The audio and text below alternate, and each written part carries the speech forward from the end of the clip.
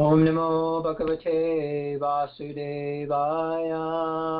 Om Namo Bhagavate Vasudevaya. Om Namo Bhagavate Vasudevaya. Om Namo Bhagavate Vasudevaya. Om Namo Bhagavate Vasudevaya. Om Namo Bhagavate Vasudevaya. So we're reading from the Srimad Bhagavatam today. This is the chapter on the universal form. So today we're going to take you for a ride, and we're going to tell an amazing story about creation.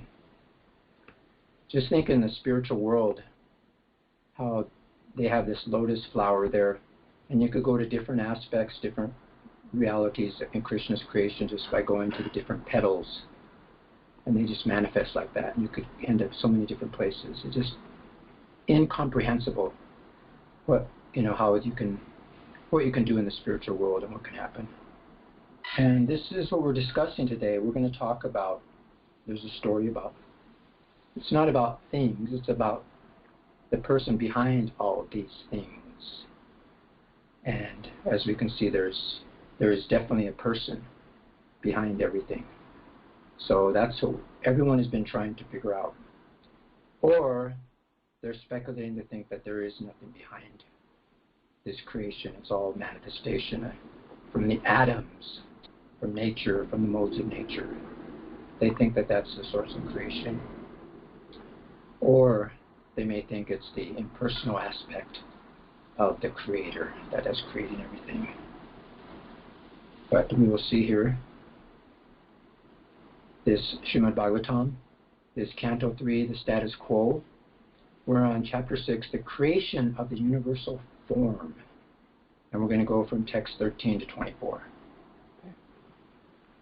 So today we're going to discuss who is that person behind there? And how can you know that person? And why should we know him? So these are questions that are very important. Some people don't care who, some people don't care how, and some people don't care why. But if one is really interested and intelligent, pious nature, he'll want to know who and try to not speculate as if he knows everything. As if he can figure everything out by his intelligence. So this is what's going on. So there's a while back I made a little video, and I'd like to share that with you. It's embedded in here, and I uploaded it to YouTube. Let's see if the quality isn't quite as good, but oops, let's go back. And let's play that. We don't want to miss out on playing it for you. Is there a way to see beyond the universe? Are there other living beings out there? Who is controlling this? Is there someone behind this cosmic manifestation? Is there a process to figure it out? Has anyone actually gone to other worlds? There must be a way. What would that personality behind the scenes look like? What would that supreme person's abode be like? What does he do there? You can find out what's beyond this material existence by coming on board the ship of Srila Prabhupada's Hare Krishna movement. Just as the sun reveals everything before our eyes, so Srila Prabhupada has seen another world and can reveal it to you. Transcendental knowledge beyond these material universes is revealed by Lord Sri Krishna himself in the Bhagavad Gita as it is. It is translated and has elaborate purports by His Divine Grace, A.C. Bhaktivedanta Swami Prabhupada. Order your copy now.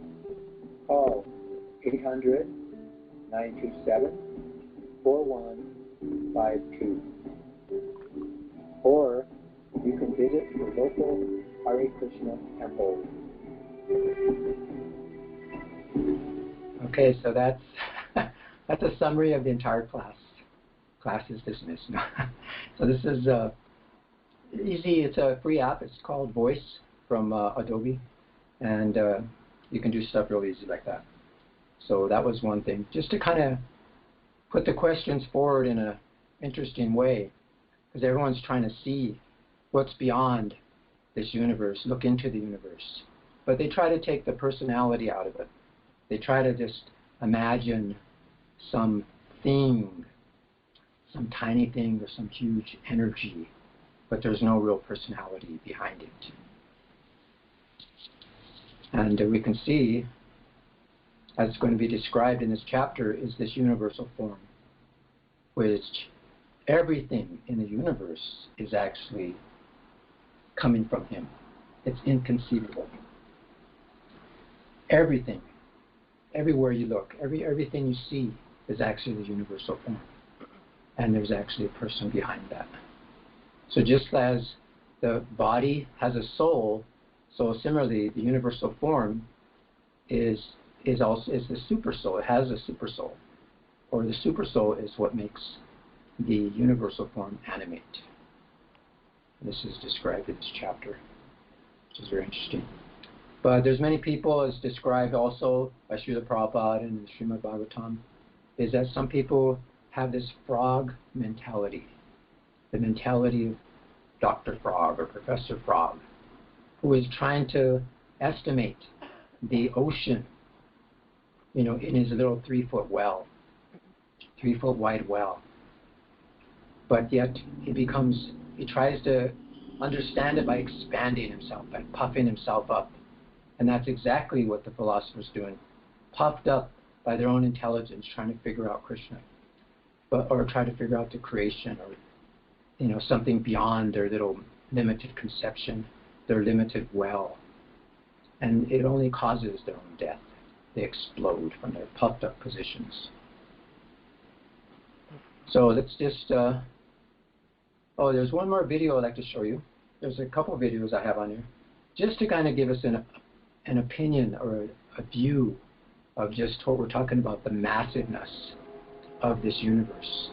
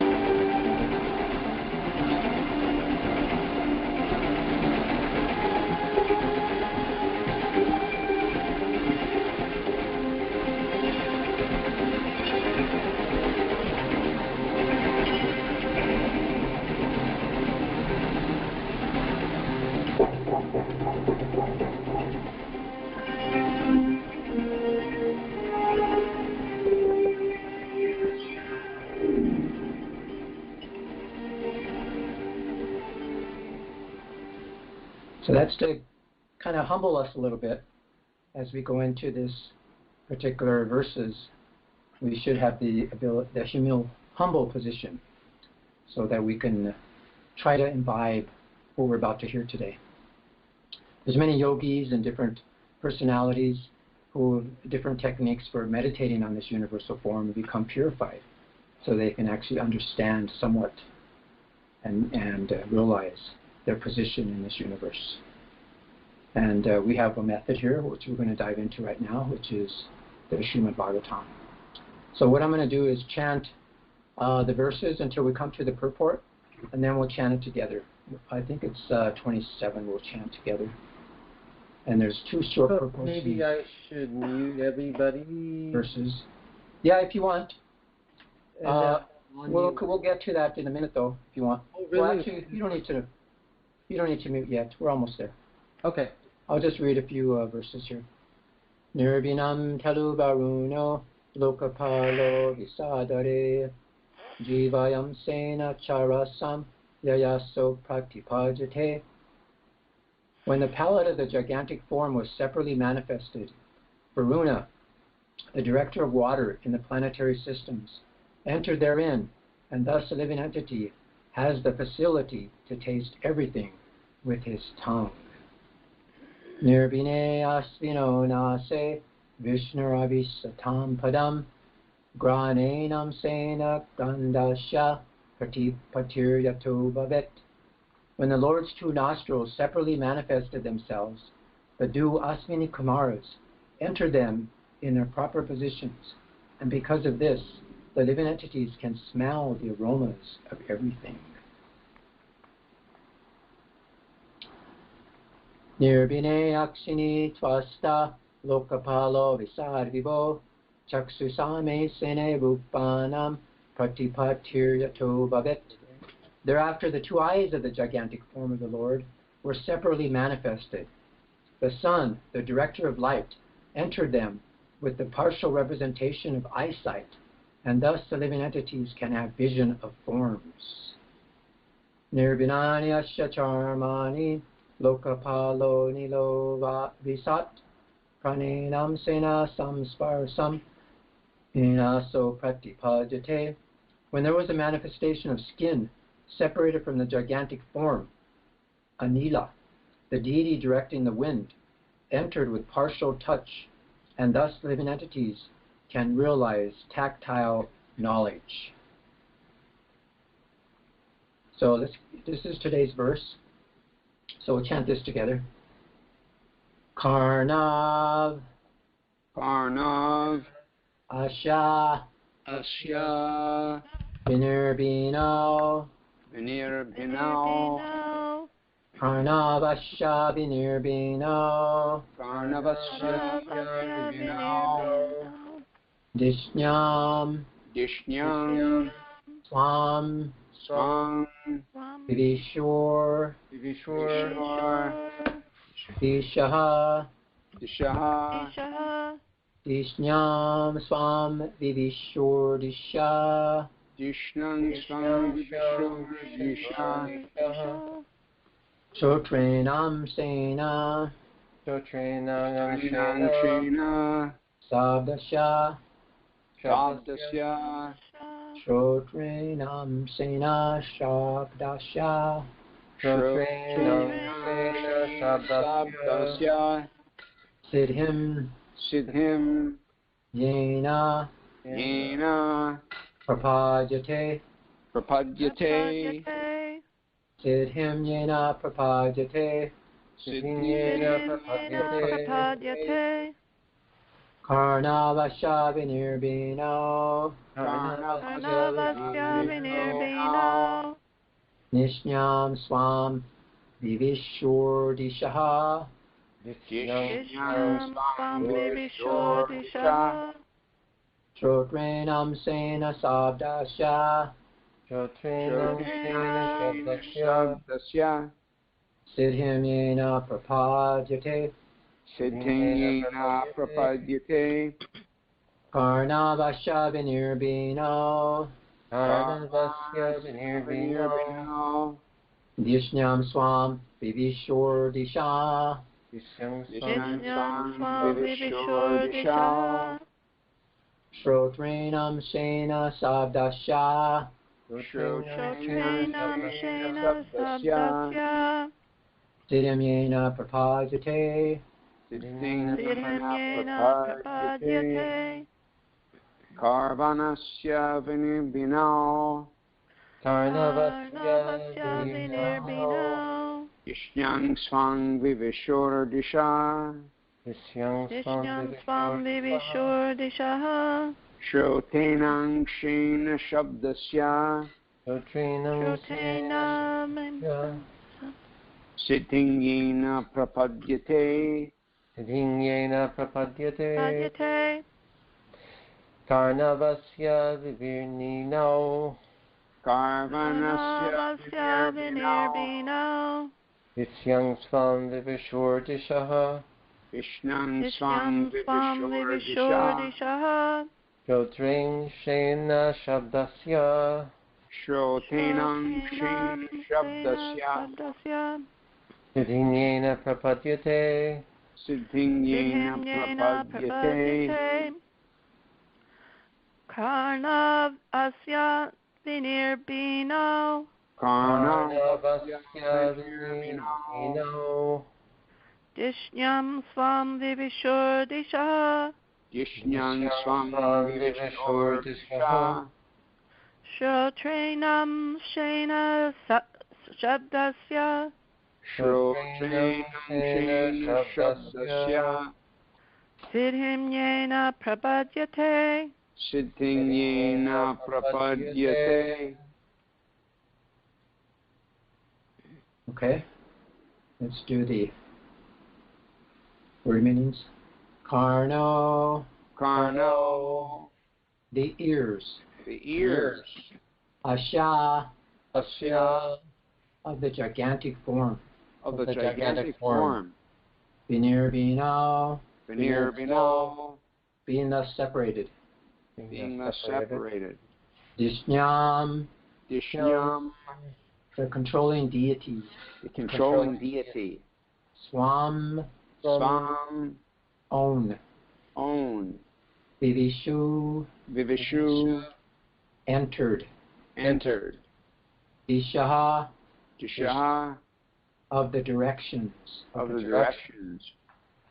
Shrotrena, Shrotrena, Amsena, Amsena, with the hearing principles.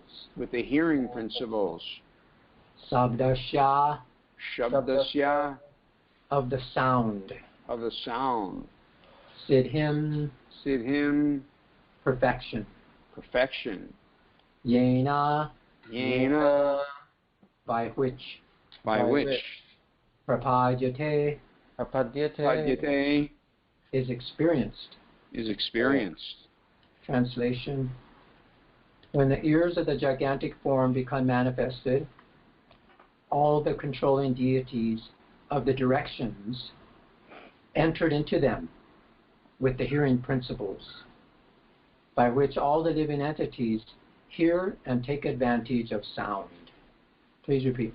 When the ears of the gigantic form become manifested, When the ears of the gigantic form become manifested, all the controlling deities of the directions all the All the controlling controlling deities deities of of the directions directions entered into them with the hearing principles, entered into them with the into them with the hearing hearing principles, principles, by which all the living entities hear by which all the all living the living entities hear entities hear and take advantage of sound. and take and advantage take of advantage sound. of sound. Okay, so Gaudacandra Prabhu, I have muted everybody, so this should work. Purport by Srila Prabhupada. The ear is the most important instrument in the body of the living entity. Sound is the most important medium for carrying the message of distant and unknown things. The perfection of all sound or knowledge enters through the ear and makes one's life perfect. The entire Vedic system of knowledge is received by oral reception only, and thus sound is the most important source of knowledge. So I'm going to continue reading the rest of the verses, and we will go on understanding more about how the universal form is created and how everything that we see, that we use, our ears, all the senses we have, all the different directions, the airs, everything is created so that we can actually live in this particular universe. And this is the process, how it's created. So next.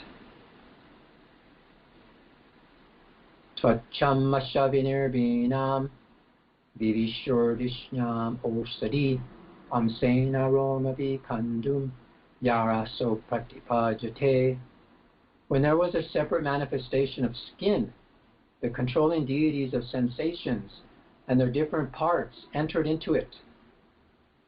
And thus the living entities feel itching and happiness due to touch. Purport. For sense perception, there are two principal items, touch and itching. And both of them are controlled by the skin and hairs on the body. According to Sri Vishnava Chakravarti, the controlling deity of touch is the air passing within the body.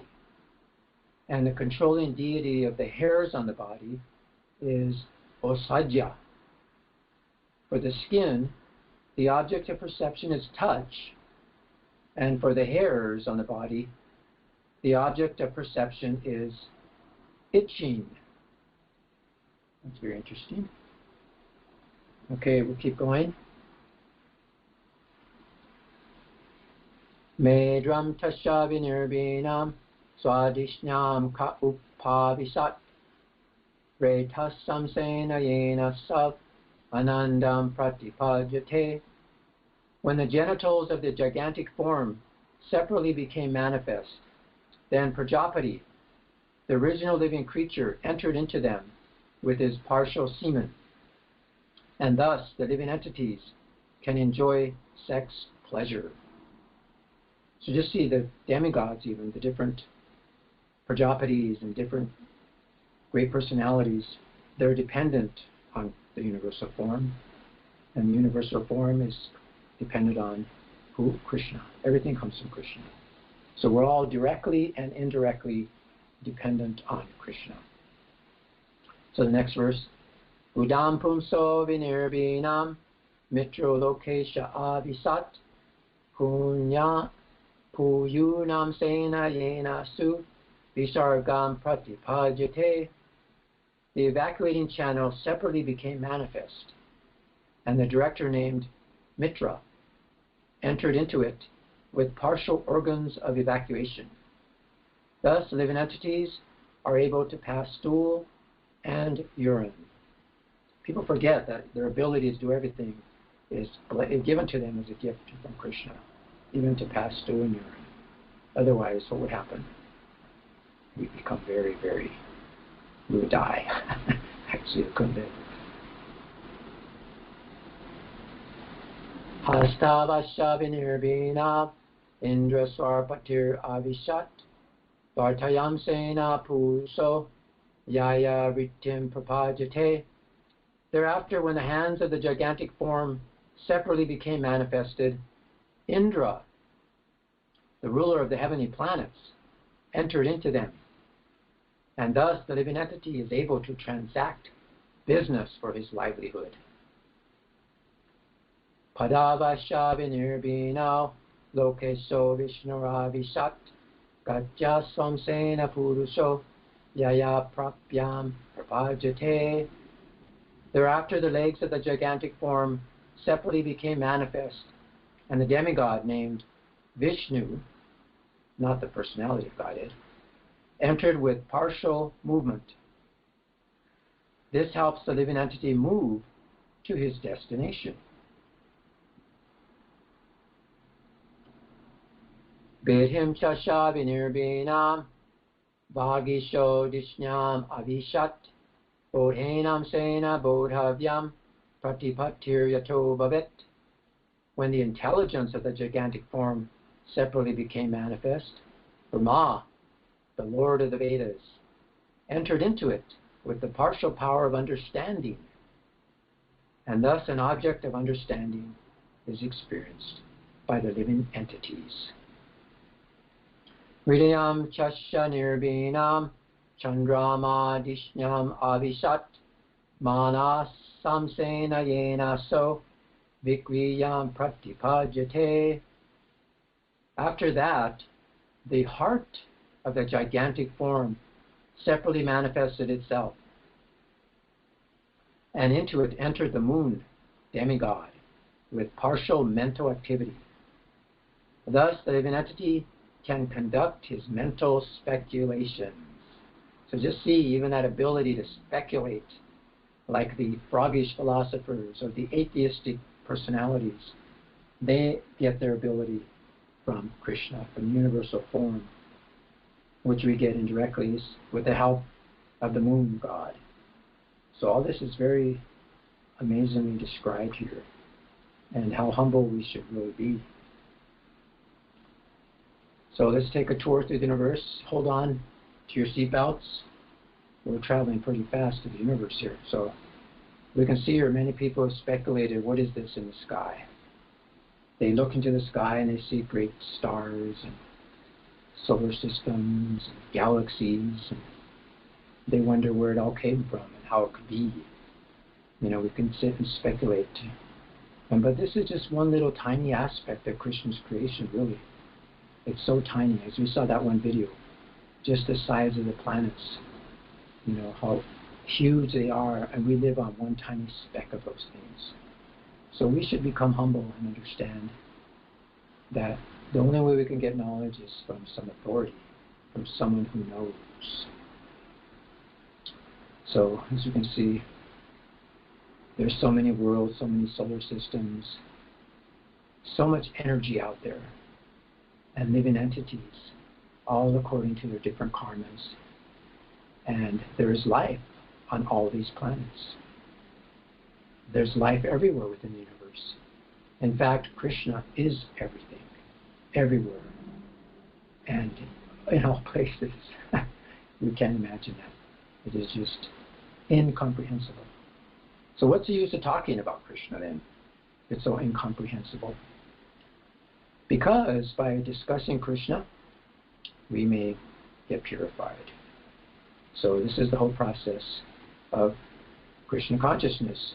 We can see Arjuna wanted to know. He was asking from authority, show me your universal form.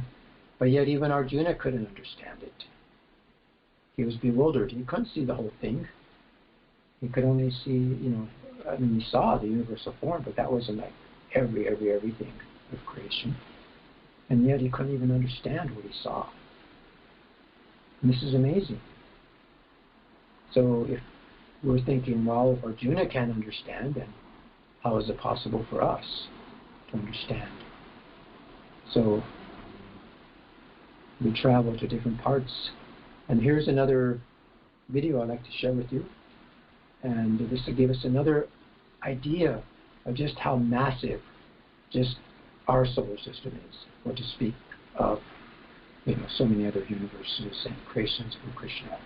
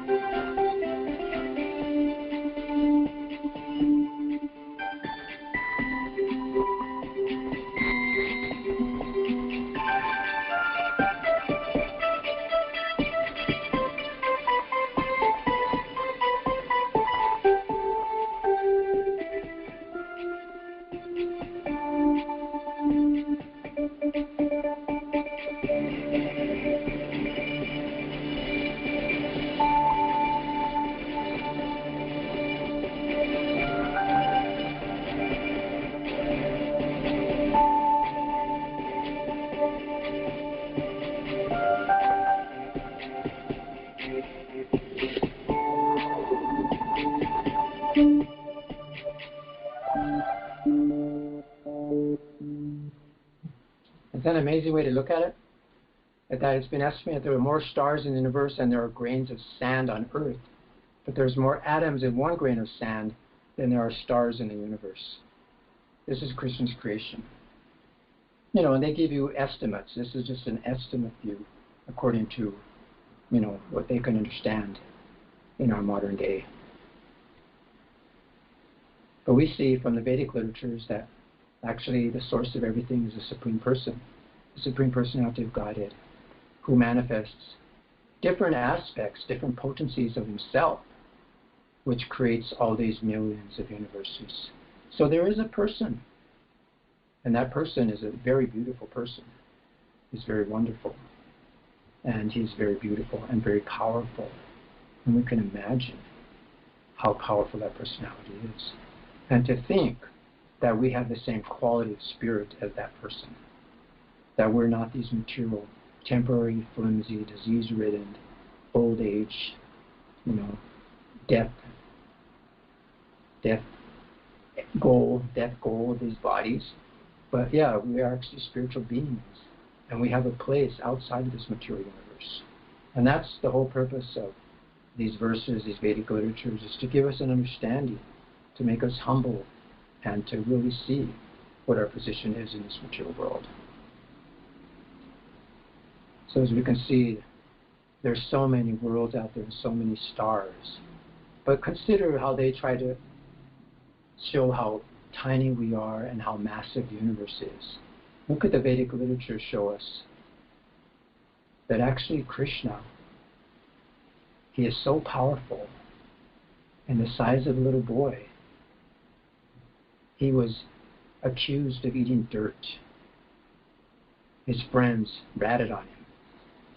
And so his mother said, okay, why have you eaten dirt? And he said, no, I haven't eaten dirt. You don't believe me? Just look at my mouth. So she looks in his mouth, and what does she see? She sees all the planets, you know, she sees everything, this full sun. It's not compressed. It's not like nowadays they compress things and make them smaller and smaller and smaller, and you get, you know, stuff packed in. But no, this was actually uncompressed. It was the full sun, the full moon, the planets, the Himalayas. So this is bewildering. Mother Yasoda was bewildered. You know, she saw, how could this be, my boy? And she even saw herself in there. And she was like bewildered. How could this be for my son? He cries when he hears the lightning strikes. He gets hungry. How could this be? So we have many speculators in today's modern days. We have our Richard Dawkins, you know, atheists, and the Sam Harrisons. And they think, oh, this never happened. It's just symbols, just mythology. It's just all mental concoction. They think it's mental concoction, or just stories. So someone has actually asked Varuṇa Swami this question, you know, what do you say to people that say this is all mythology? So he told a nice story. Actually, you can read that in his book, The Journey Home. And he talks about how he was living in the Himalayas. And he was living with this yogi who was a very, you know, he said a very saintly person, very nice person. And yogi said, okay, we're going to an event. He goes, you're going to an event in the Himalayas? You know? And then, yeah, he said there was some village, they went to an event there, and different yogis showed up and were doing all their special tricks. So this yogi, he created from his hands these, you know, stones. They're like Shiva lingas, just from his hand. And from his hands, he was able to manifest practically unlimited ashes just started to come from his hands. And everybody's like, wow, you must be God. How can you do such a thing? It's amazing. And he would tell them, I'm not God. I just know how to do this. It's a Prapti Siddhi, you know, how to manipulate matter on a molecular perspective through my mind. I can create ashes, but God, he can create universes. God has inconceivable prowess. So this is true spirituality, is to understand that actually I am an eternal spirit soul, and our goal is to free ourselves from this ego to be the controller, the enjoyer, and the proprietor. But we have to understand that we are in sacred property. Nothing here is ours. And we're just like caretakers. You see, so this is over here. Krishna has given us all of these things. So should we show our appreciation and love for the Creator who created all these things? And after this event, Varuṇa Swami talks about how he went under this huge banyan tree, and he saw this little tiny banyan tree seed, and he was realizing there's an entire banyan tree inside this seed. And not only that, but that tree can create thousands and thousands of more seeds, which can create trees, thousands of trees and more seeds, and on and on and on. So he's realizing how this seed is amazing, just like we're talking about how we get the ability to procreate. We have, the mother and father come together. From the seed, the child is born, and these people are born. They grow into powerful beings. They create cities. They create technologies. Just like the technology here to present this today took some intelligence. When that comes from Krishna. So where's all this coming from? Even, to be able to estimate outer space, like we saw those videos, all this, this is a consciousness. Where's that coming from? And actually, we're seeing miracles at every moment. Wherever you look outside, just look at plants, look at seeds, look at any little thing. The wind blowing, the flowers. There's so many miracles every day. We have a plant that just lives off water. You just put rocks in there and you just water and it turns into a beautiful green plant. How is that possible? So we just take it for granted every day. And we take each other, like every person is actually a miracle. The earth, we saw the sun. It's on its orbit and just stays in perfect orbit. People can calculate the time of the rise of the sun, the setting of the sun, all these things. They can calculate when an eclipse is going to be. So this is the first understanding of God, is that He's inconceivable. And He has inconceivable potencies, and it's beyond our intelligence. If God can put an entire banyan tree in a little seed, He can definitely put the entire universe in His mouth if He wants to. So this is how Krishna comes. He puts aside His godhood, His powerfulness, and He comes just as a little baby in different forms, just to attract our love. So there's so many miracles all around us, and if we understand the source of all those miracles, if He wants to do something wonderful, it's totally believable, and it's extraordinarily wonderful. So this is so nice about Krishna and His different activities, is that we have the facility in the human form to develop the consciousness, to understand these things. And we have to do that by following the process of Krishna consciousness. Just like Srila Prabhupada, from his early childhood, he was following the process of Krishna consciousness. In this Vedic culture, we have different types of, which you could say, pujas or sacrifices, or actually the meditation. This is a meditation in itself, the artik. The artik, he's offering a lamp, which represents Krishna's creation, the ability to see. He offers incense, appreciating the earth, the fragrance of the earth. He's offering a fan, appreciating the air. We're appreciating all the gifts that are given to us in this universe and offering them back to Krishna. Just like the Ganga, we worship the Ganga by offering her back her own waters. So in the same way, we offer Krishna back all the elements, all the things. We're using our intelligence to, create a wonderful outfit for the deities, a wonderful altar, make a wonderful festival for the deities. We play instruments. We use our mind. We use our egos, actually. We understand that We have a false ego, which is this body, but we know that this body is a gift and we should use it. We should offer it back to the source who has given us this body. So this is a meditation. We're using our senses, our mind, intelligence, all the elements we're offering back with love and gratitude to Krishna, the source. So this is what we're learning, is that we respect every living being. There's a miracle. All the living beings are miracles. It's amazing. They came from a little seed from their mother and father, and look at them. It's just amazing. So we respect every living being. We respect all the things that are created in nature. All this creation, we have compassion for all life. And then this is how we become content. And we give to others. And then we fall in love with the beloved of our heart, the deities. And it's not just an external conception or external ritual. We just swing around the incense, swing around and just do it mindlessly. But actually we want to try to offer it to Krishna with love. And it's reciprocal. You offer with love and then Krishna reciprocates with you. Just as Srila Prabhupada, when he was a child, now he brought this special meditation to the West, this artik. Great, how we can understand and see all the elements of Krishna, and we offer it back to the wonderful form of Krishna. This is the gifts of the spiritual master. So Srila Prabhupada, he is the person that has that link with Krishna.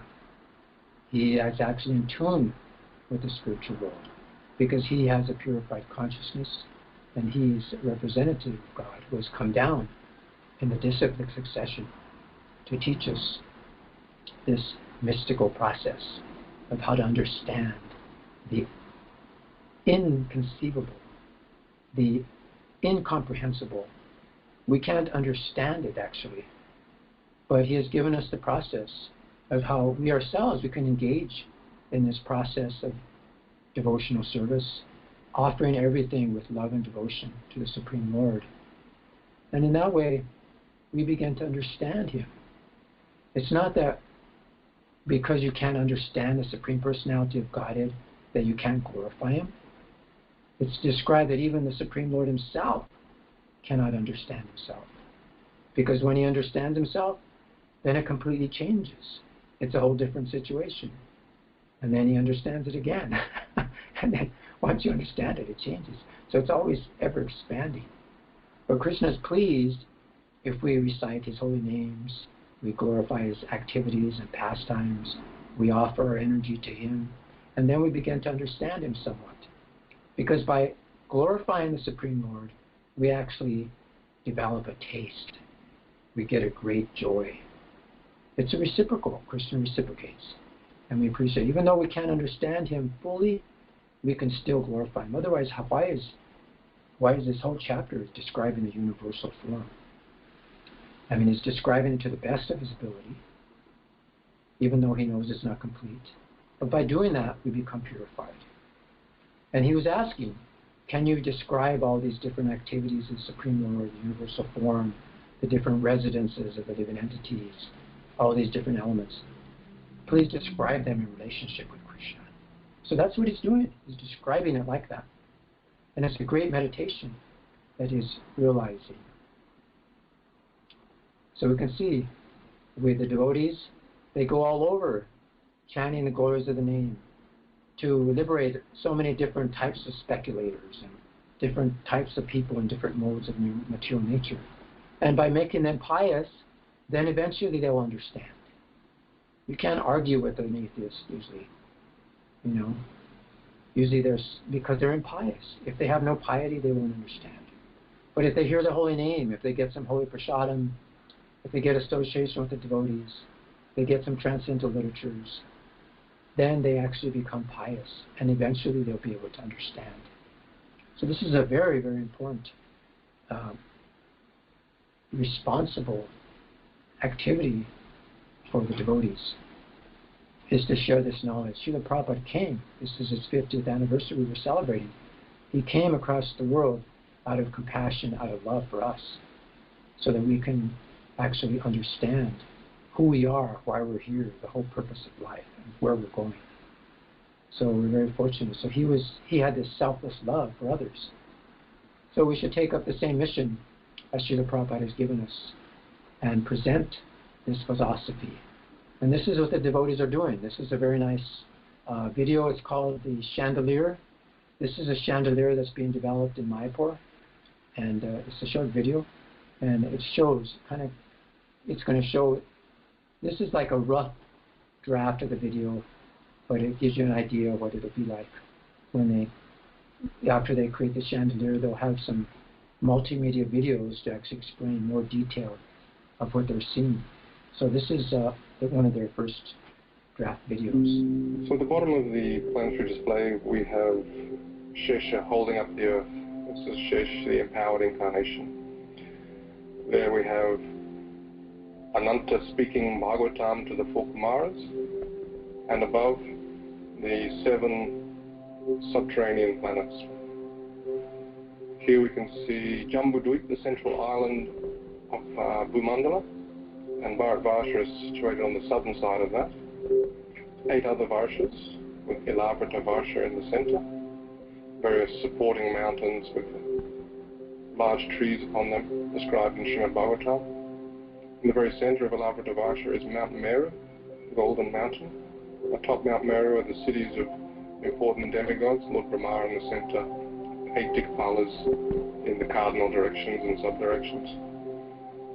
Moving out, we can see the broader Bhumandala, 7 concentric islands and oceans surrounding them. The 7th of these islands is Pushkaradvip. On that island is Manasotra mountain. On the mountain there's various cities of demigods such as Indra. Out further is Loka mountain. These large elephants stand atop Loka mountain to balance Bhumandala. Outside of Loka mountain is Aloka Varsha, which is dark. The rays of the sun and the other luminaries extend up to Loka mountain. On Manasotra mountain here on Pushkaradvip, the sun travels above this mountain at the southernmost point of its annual orbit. Above Bhumandala is Bhuvarloka, which is the residence of the Charanas, Siddhas, Yakshas, Gandharvas, and above there is Swargaloka, beginning from the sun and extending up to the pole star Dhruvaloka. This is the moving part of the planetary display. Here we can see the sun and the moon moving in their chariots. The chariots are being drawn by horses moving in the anti-clockwise direction, but they're traveling with the wheel of time moving in the clockwise direction faster. So it looks as if they're moving backwards. Above them, the zodiac of stars, more planets, and another realm of stars. So here we can see everything moving with the Kala Chakra, circumambulating the axis that connects Mount Meru with Dhruvaloka. Above these planets, we come to the planet of the 7 sages, Saptarshi. You can see them here, they're commonly known as the Big Dipper, and then the Dhruvaloka, the pole star. On the ocean of milk situated there, Kshirodakshaya Vishnu, who is the Paramatma within everyone's heart, he resides on Anantashesh. Moving up beyond there, we have Mahaloka, Janaloka, Tapaloka, and Satyaloka. In this video, we haven't included any of the details for there, but on Mahaloka, Janaloka, Tapaloka, we have residences of the Lord, such as Lord Varaha, the Vamana, and so on. Here's Brahmaloka, and on Brahmaloka, we also have a form of the Lord Gaudacandra Vishnu as the Sahasrashesha Purush. Beyond there are the 7 coverings of the universe, earth, water, fire, etc. And outside of the universes is the abode of Lord Shiva, Shivaloka. There he resides eternally. Beyond Shivaloka, we come to Mahavishnu, Karanodakashaya Vishnu, with innumerable universes that are emanating from the pores of his transcendental body. Here you can see him being served by Rama Devi. Then we come to the Brahmajyoti, the effulgence of the Lord's transcendental body. Penetrating through the Brahmajyoti, we come to the Vaikuntha planets. We're showing 24 planets of the Vaikuntha realm in this model. The Lord, with 4 arms, is holding the conch, disc, club, and lotus, and the various combinations of those 4 make 24. Then we come to Goloka Vrindavan. Here we can see Radha Madhava, and we'll also be showing the other primary rasas. Krishna with the cowherd boys, Krishna being served, Krishna with Mother Yashoda. So this is an overview of the planetary display to be shown in the main dome of the temple. Jai, isn't that amazing? So this is showing us this Bhagavatam, the book Bhagavatam, the Grantaraj, actually reveals all this to us. And this shows our ultimate goal, and it answers all the questions in the universe. So I'd like to just end with this very nice quote I found from Bhaktivinoda Thakur. This is from the Sri Krishna Samhita. There's some questions that they ask him. He says, did the Mahajans compose books using imagination born of mental speculation? And then there's a verse he quotes here. To describe the pure ecstatic pastimes of living entities is beyond my power of speech, because the words I would use in such descriptions are products of the material world. Then he quotes another verse. Although unable to clearly describe the Lord by words, samadhi and the process of surajut, I have described the topics of the Lord to the best of my ability. So he goes on to say, if one simply takes the insignificant literal meanings of the words, one will not properly realize the described subject. I therefore request the reader to try to realize the truth through samadhi. One should try to understand subtle points from gross statements, as in Arudhati Naya, when one points out a faint star with the help of a bright star. The process of argument is useless, because it cannot lead one to the absolute truth. The subtle process of directly perceiving the soul is called samadhi. I have given these descriptions based on this process. The reader should also follow this process to realize the truth. So you can see it's just not an external point of view. We actually have to get absorbed in this meditation, in this process of devotional service, and really get into samadhi. And then there's one last question they asked him. It says, why are the nectarian instructions of Sri Chaitanya the essence of all scriptures? So he answers here.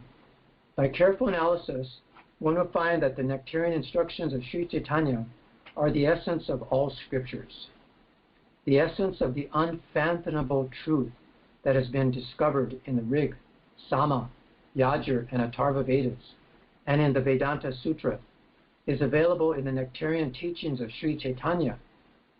The beneficial instructions that are found in the 18 Puranas, the 20 Dharma Shastras, the Ramayana, the Mahabharata, Saddarshana, those are the 6 philosophies, and Tantra Shastras are truly found in the nectarian teachings of Sri Chaitanya. Anything essential that is found in the religious teachings in foreign countries and in the religious teachings in our own country is available in Sri Chaitanya Shikshamrita. Whatever is not found in Indian or foreign literature is found in this most relishable book, Jai. So these books are very relishable, and we can really get a taste to really understand Krishna. Because we're seeing Krishna is the root of the entire universe, and if we just satisfy Krishna, then the whole universe is satisfied, not only ourselves. So this is the process of Krishna consciousness. So thank you very much for your kind attention, and if there's any comments or questions, maybe we can open it up now. Gauda, just a comment. Wonderful class.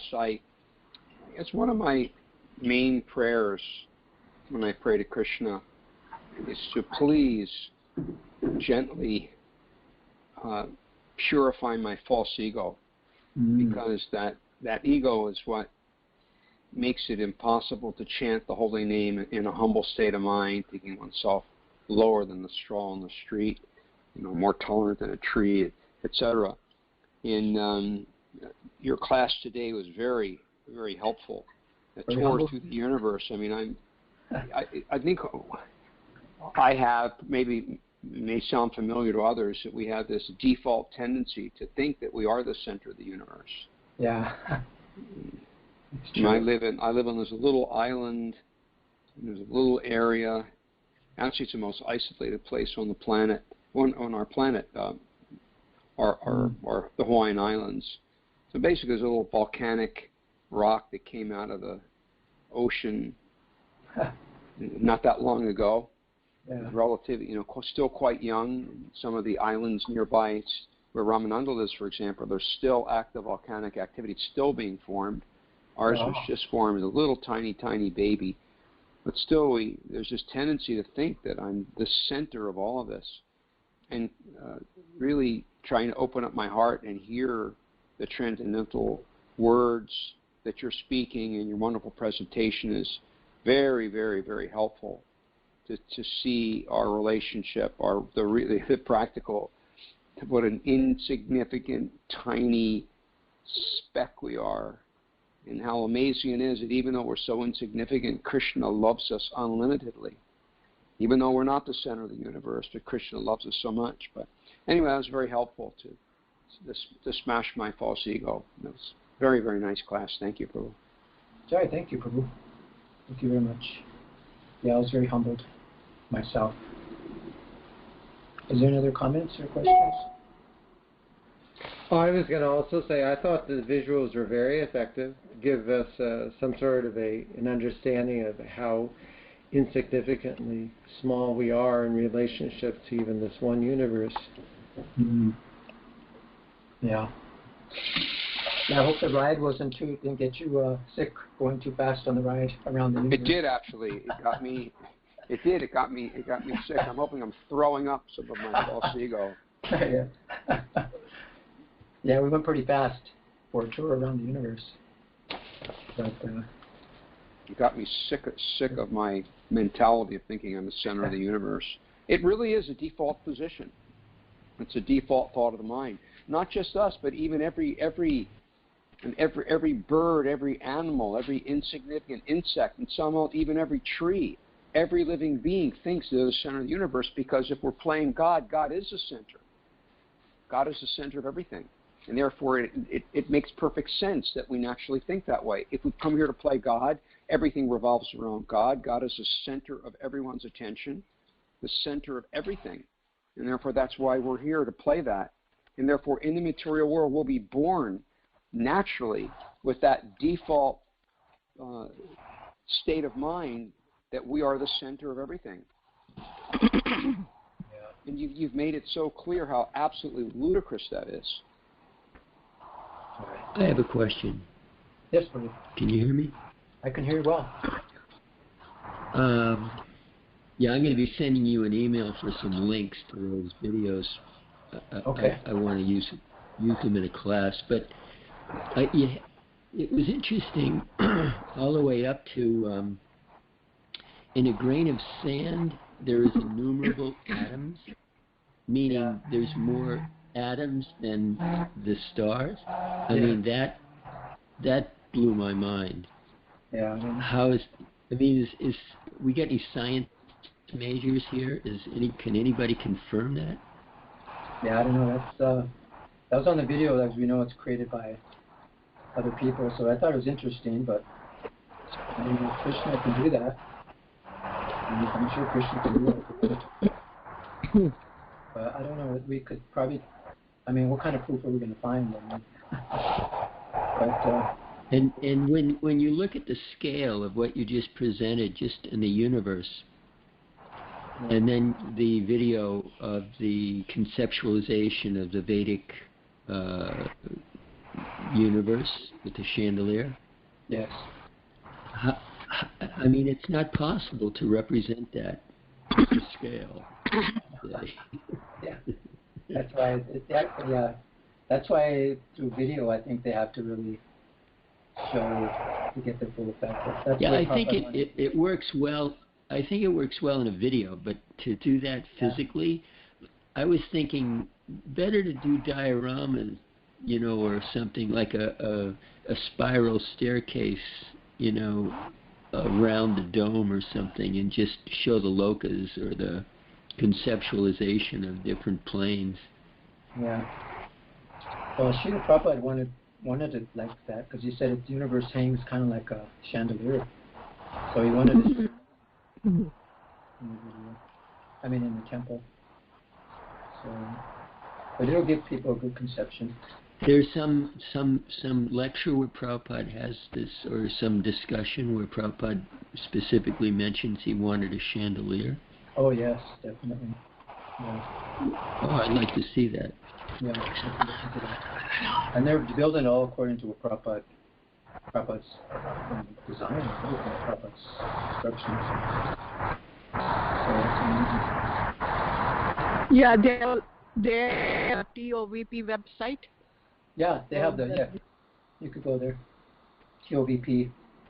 Just wanted to share one incident. That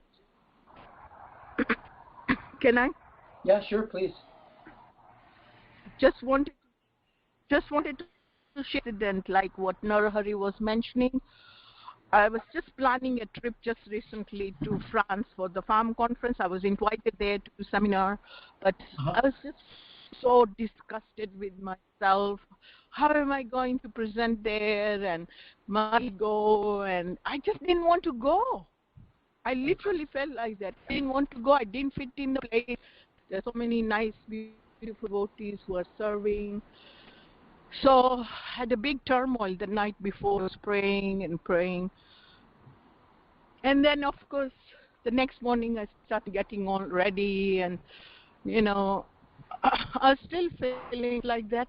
How am I going to present? Because, we have different false ego and different masks and all that. Yeah. At least I have. Anyway, I was praying. So once I went there, as soon as I got there, because I was praying to Lord Krishna the night before, so I forgot everything. It takes a lot of toll. We were 6 of us from the Bhaktivedanta manor, and so everything is just focused on getting there. Too much stuff. So as soon as I entered there, guess what? Something came out from my mouth which I planned. I saw these devotees who were serving us tea, cakes. So first thing came out was, may I pick you? May I help you? I'd like to serve. Ah, yeah. She was so happy. She was so happy. She came and I thought, oh my God, that's the key.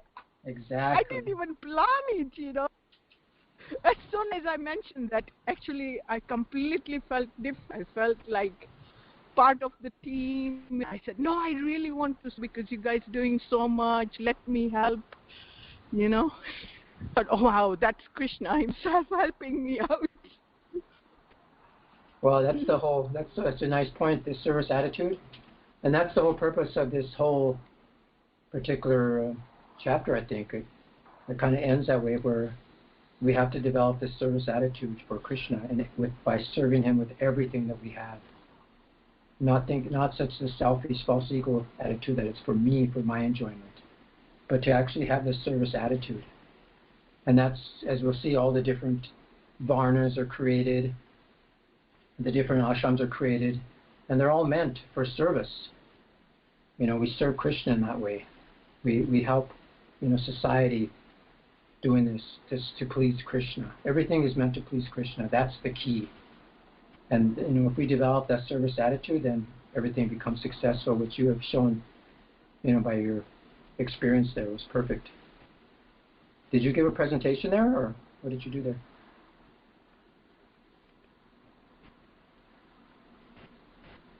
Yeah, I did one, and from that presentation, I got invited by Krishna Maharaj. Yeah, you're fading in and out. You can't really make out. And I'm going this Danvat. It's committed on on himself for next 5 years on establishing Varnashram communities. Oh, nice. That's Okay. a really Yeah. Very nice. Cool. Very good. Jai, thank you, Mother. Any other comments, questions? If not, then I guess we'll call it. No, but that was really great, Prabhu. Very well presented. Thank you. That's a new, someone just told me about this new, it's called Prezi. It's like you could do it online, you could download it. I think it's mostly free. There's paid versions, but it's called Prezi. It's a way of, instead of a slide base, it just does it by zooming in and zooming out and panning. And it kind of, for this particular thing, I thought it'd be nice to kind of zoom in and zoom out and pan around the universe. So. Yeah, it's great. Thank you. Okay. Jai. Thank you, Gaudacandra. Wonderful. Thank you, Prabhu. All glories to your service. All glories to your Prabhupada. Glories to Jai. All glories to Srila Prabhupada. Thank you, everybody. Hare Krishna. Hari Bol. Hare Krishna.